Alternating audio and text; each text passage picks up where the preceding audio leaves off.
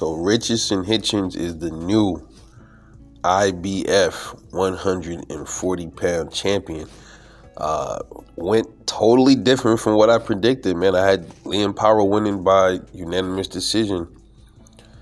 I was mostly like going off of the energy of Hitchins. To me seemed a little bit like it was, I don't know, like he was trying to overhype himself, and sometimes that can go wrong. So I was really going off of that.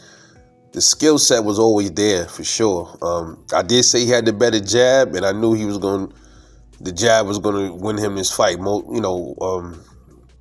the most part, until he started picking up later and started cracking him with that right hand. Wasn't a very entertaining fight. It was a lot of, like I said, it was going to be like a lot of back and forth chess match type thing. But the fight reminded me damn near of Devin Haney versus Kambosos, man. I don't know if y'all peeped that, but I got Devin Haney. The fight gave me Devin Haney, Kambosos vibes, man. Especially their first fight. That's what it gave me, man. Richardson Hitchins, I had made a video a long time ago about him versus Devin Haney. That would be a severe chess match because they almost have similar styles to me, man. I would even go as far as to say it might be kind of like a boring fight, but I think that fight you probably would see some knockdowns. Even, their styles are almost similar, but I think you would see maybe a knockdown or two in that fight still, man. The reason why Liam Powell ain't get knocked down is because he's more of like a herky-jerky type fighter, man, almost like George Kambosos. Devin is definitely, he's taller than Liam Powell, so that fight, that would be a good fight, man. It would be boring to most people, but to people that respect and love the sweet science, man, it would be a work of art to watch, man. Everything ain't always about the knockout, that's just me. But early on in the fight, it looked like Liam Powell was controlling it. Hitchins' corner was getting in his ear saying, listen, man, you letting him control everything too much. You got to go in there and, start, letting your hands go a little bit more. Because I was starting to I was like, damn, see, look, he's not really fighting.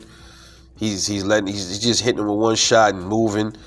But he had to settle in, and I say, what was it, the fifth round, he started kind of like catching his rhythm. Ended up busting Liam there. I think he broke his nose. He may have broke Pyro's nose or busted his nose, and I know he ended up getting a busted mouth. So, blood was drawn in this fight. And I did say Richardson Hitchins have the sneaky power.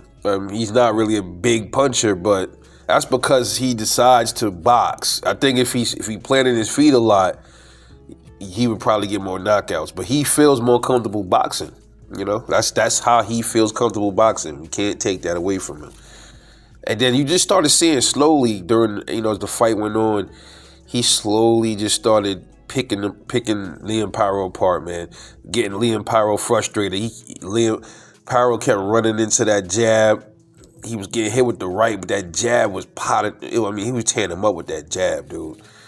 And ultimately, went to the cards. And one judge had it lops. Like, he had Liam Powell, what was it, 111, 116? I think that's what, I'm like, what fight was he fucking watching? And then I was like, okay, they're going to try to rob this boy, man. But ultimately, Richardson Hitchins came out on top, and he is now the new IBF 140-pound champ. Boy, that IBF belt down at 140 is passing around like a hooker on a Saturday night, man.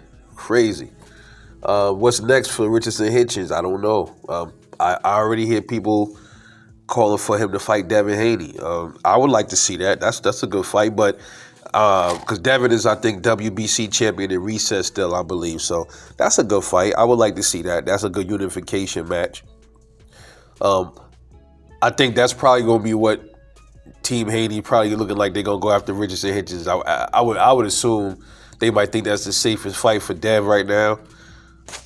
Because the other champions in the division is Teofimo Lopez.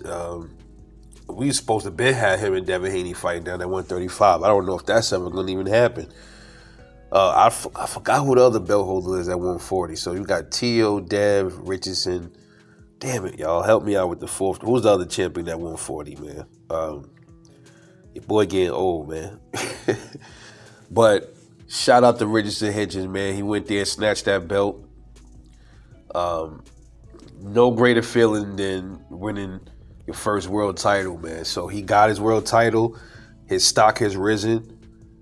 And now, this is where he can make some big bags. His bags start now, So we'll see what's next for Richardson Hitchins. And one other thing, too, to notice is that he's a big boy. I noticed that. He's a big boy, man. Did you see his frame? Welterweight written all over it. So I would say, man, he's probably not going to be at 140 too much longer. I would give it another year and a half before he moves up to welterweight.